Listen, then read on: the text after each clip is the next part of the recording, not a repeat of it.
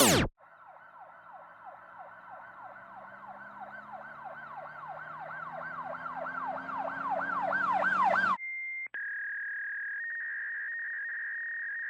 the early morning hours of November 13th, 2022, 4 University of Idaho students were fatally stabbed on an off-campus residence at 122 King Road in Moscow, Idaho.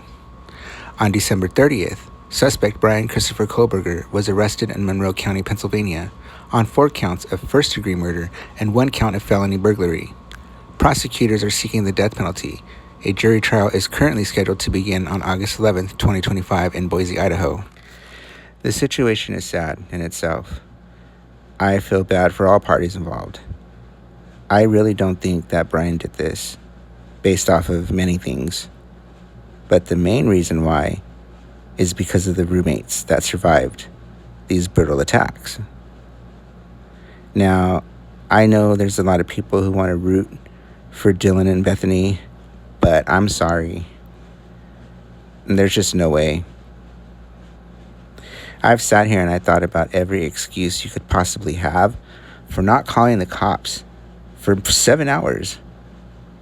But you were able to call and text all these other people before them. So it's not because you were distraught or you were scared or whatever it was. And you definitely didn't call them because you were wasted. Even if you had the worst hangover or you were still high, those are your roommates. Those are your friends lying dead in their house, your house. And if what we're being told is true and how the bodies were discovered, there's no way you could have been in that house and not have seen the bodies or the blood. So, at some point, you had to know what was going on, and you still didn't call the cops. I don't understand. Because none of you know what the fuck you're talking about. But yet, how could you not? It wasn't like they weren't laying on the ground in blood. And their pee and feces, all the stuff that comes out when the body dies because it can no longer contain it. The copper, the iron from the blood, how could you not smell that?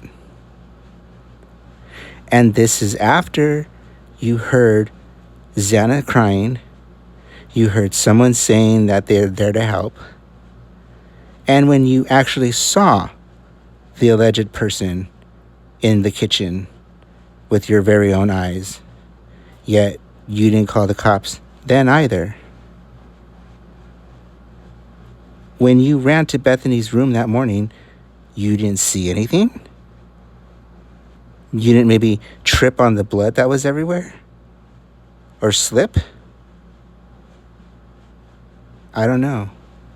I don't know what to think. And we're dealing with a small town here.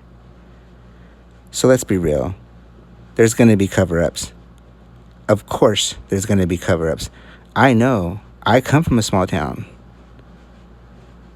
You know, when things go on there and you have the kid of so-and-so or someone sleeping with so-and-so, they're going to cover for them. And why are we tearing down crime scenes?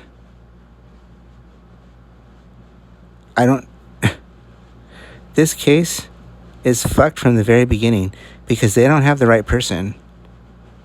Now, a friend of mine brought up a theory that maybe the girls lured Brian to the house with the thought of them having sex with him, either one of them or both of them. And when he got there, he then realizes, like, oh shit, like, what the fuck? And then takes off. Or he didn't know about it and they had sex with him anyways, therefore getting his DNA or whatever it is they can get from him to plant it so that they don't look guilty. But there's no way you're not going to tell me that not one of them or both of them girls are involved. Oh, and they're not victims. So stop saying that. They're not victims. I'm tired of people calling things different than what they are. If anything, they're survivors, but they're not victims. And you don't get to call yourself a victim when you let your friends lie there for an additional 7 hours and didn't call 911.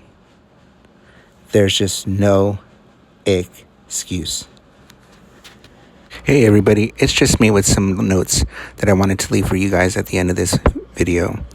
Some of the phone calls that were made by Dylan Mortensen the morning of the murders were to several college students and friends to come and help them check on their roommates because they were passed out and weren't answering their phones. But again, she had to have passed the bodies when she went to Bethany's room. When the boy, and I forget who it is, went to go inside of the apartment/house, they are the first ones that noticed the bodies right away. So tell me how he noticed them, but she didn't. And then he's the one that phones in 911 off Bethany's phone. That's ridiculous. I can't even fathom why people think that these girls are not involved, nor why the police department cleared them. Because clearly there's more to this story that involves them. Thank you for listening and watching this video. Please, you don't have to subscribe to my channel or click anything because I hate when people tell me to do that fucking shit. Do whatever you want. Don't watch me. Watch me. I don't give a fuck. I'm just making this video because I was bored.